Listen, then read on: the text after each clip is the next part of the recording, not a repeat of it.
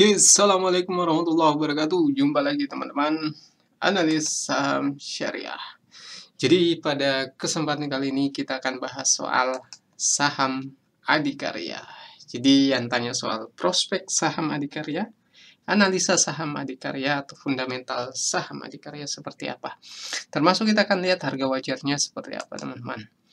Oke, sebelum lanjut, buat yang baru bergabung, baru berkunjung, silahkan subscribe channel Analis Saham Syariah, dan jangan lupa share video ini ke berbagai sosial media.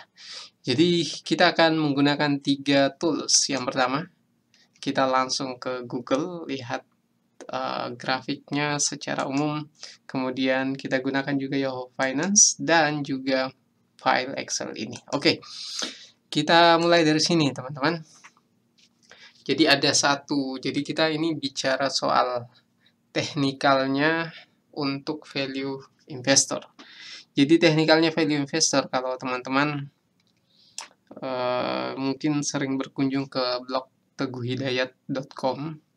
Jadi Teguh Hidayat itu pernah membahas teknik bukan Teguh Hidayat sih, salah satu analisis teknikal simple. Jadi namanya analisis sendok. Jadi sendok itu misalnya teman-teman lihat seperti ini.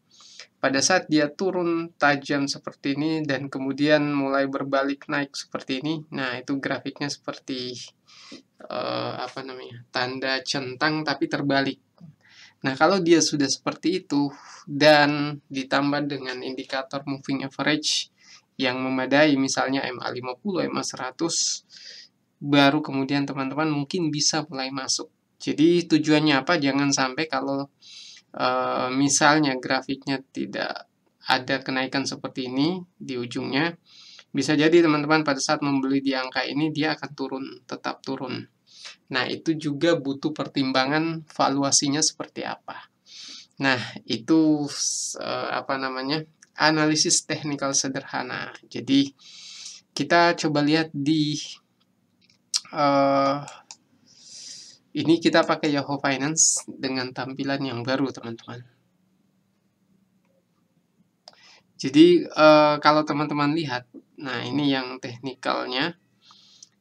Kita pakai 2 MA, jadi MA50 dan MA100. Yang warna hijau ini kita pakai moving average 100, ini MA50.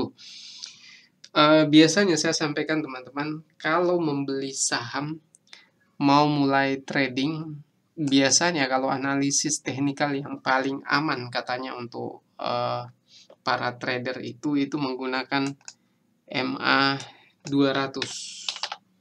Coba kita pakai warna MA200-nya, kita pakai warna hitam ya. Nah, MA200 itu dia ada di posisi ini teman-teman. Jadi 297, sedangkan harga saat ini adalah 292. Artinya apa? Ketika posisi candlestick-nya ini pergerakannya sudah crossing ke MA200, itu artinya sinyal positif untuk mulai masuk di saham ini. Tapi ini secara teknikal ya, bukan fundamental. Artinya mulai tradingnya ketika candlestick-nya ini sudah melewati MA200-nya. Jadi dia sudah berada di posisi atas garis MA200. Katanya itu akan lebih aman trading di situ. Tapi perlu saya sampaikan teman-teman, kalau kita menggunakan analisis fundamental, kita tidak butuh, bukan sama sekali tidak butuh. Artinya, kalau teman-teman mengejar suatu saham yang secara valuasi kinerja baik dalam jangka waktu belasan tahun, maka belinya tentu di harga paling murah. Mungkin teman-teman bisa masuk di harga di bawah 200, itu cukup sangat murah dan resikonya juga sangat kecil. Apalagi dia BUMN, teman-teman. Nah, ketika kita pakai analisis teknikal seperti ini, itu artinya kita aman secara teknikal, tapi belum secara fundamental.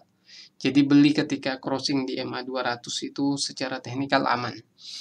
Tapi secara fundamental kita lihat di file Excel-nya. Jadi apakah 292 ini tergolong murah atau Mungkin kelihatan murah saja, tapi secara historikalnya tidak. Nah, kita akan lihat di prospek saham ADI PT Adikarya Tbk. Nah, saat ini saya biasanya kalau membuat video tidak melakukan tidak kita setahunkan ya. Kalau mau disetahunkan ya tinggal dikali 2 teman-teman, kemudian dibagi 4. Nah, di sini teman-teman kita pakai kuartal 2 2024 yang terbaru dan kita bandingkan dengan beberapa tahun sebelumnya, itu 2023, 2022, 2021 dengan kuartal yang sama. Nah, kita lihat dari total sales, kalau kita lihat secara global ya, mulai dari 2021 sampai 2024 itu naik. Tapi kalau kita perbandingkan di tahun sebelumnya itu turun. Jadi turunnya bisa kita bilang ini tidak signifikan ya, tidak terlalu tinggi. Kalau ini ya sekitar 100 miliar ya. Itu sebenarnya banyak kalau kita persentase, tapi kita belum lihat persentasenya berapa. Jadi teman-teman bisa lihat di sini gross profitnya, dan terutama untuk net income-nya. Jadi ini yang perlu teman-teman garis bawahi. Untuk bagian ini mulai dari COGS-nya, kemudian gross profit-nya, jadi HPP-nya berapa. Ini teman-teman bisa data tambahan yang teman-teman perlu analisa. Tapi untuk lebih detailnya perbandingan antara total sales dengan net income juga sangat perlu. Nah, itu yang net profit marginnya yang perlu teman-teman ketahui. Nah, kalau kita lihat dari 2021 sampai 2024 itu naik. Jadi sekalipun mungkin harga sahamnya turun, saya yakin bahwa ya namanya saham konstruksi saat ini itu momentumnya lagi tidak baik. Jadi karena sekarang ini proses pergantian pemerintah dari Jokowi ke Prabowo, tentu kebijakannya nanti akan berubah. Apakah akan masih fokus di pembangunan atau tidak? Nah, itu akan mempengaruhi harga sahamnya. Nah, kita lihat dari PBV-nya dulu. Jadi kalau price book value-nya per share-nya itu naik, teman-teman. Jadi dari tahun sebelumnya itu naik, sedangkan di beberapa tahun terakhir dia kelihatan turun. Nah, ini dia yang menentukan murah tidaknya, teman-teman. Di antaranya ada PER-nya. PER-nya kalau kita lihat ini memang tergolong cukup mahal, karena yaitu tadi earning per share-nya juga sangat kecil.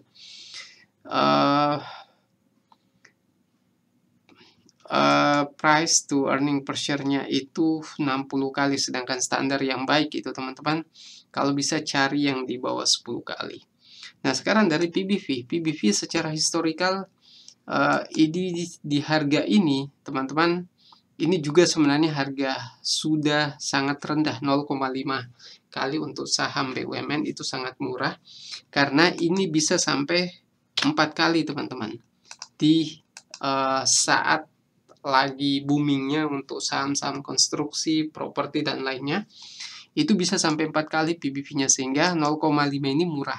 Tapi secara histori 0,5 ini tidak bisa dikatakan murah untuk beberapa tahun terakhir, karena memang dia biasa di harga seperti itu. Hanya saja dengan PBV hanya 0,3 yang terbaru saat ini di harga 292, berarti kita ada diskon sekitar 0,2. Jadi hampir kalau dia berbalik arah harganya bisa sampai 100% keuntungannya. Jadi dengan harga 292, misalnya dia kembali di harga 600, 700, maka itu sudah besar sekali keuntungannya. Hanya yang namanya value investing, Loh Keng Hong sendiri pernah menyampaikan bahwa kita beli, bahkan Warren Buffett membeli saham bagi seorang value investor, itu membeli karena murah. Soal kapan naiknya itu tidak bisa kita prediksi. Mau dia sebulan, 2 bulan, setahun, 3 tahun, sehingga jangka waktunya itu bukan berdasarkan berapa tahun atau berapa bulan, tapi berdasarkan valuasi. Kalau valuasinya sudah mahal, misal ini nanti akan naik di harga 1000, anggaplah seperti itu, sesuai dengan book value-nya, maka bisa jadi kita sudah akan menjualnya. Entah itu baru sebulan, 2 bulan, atau 3 bulan, itu bisa kita jual.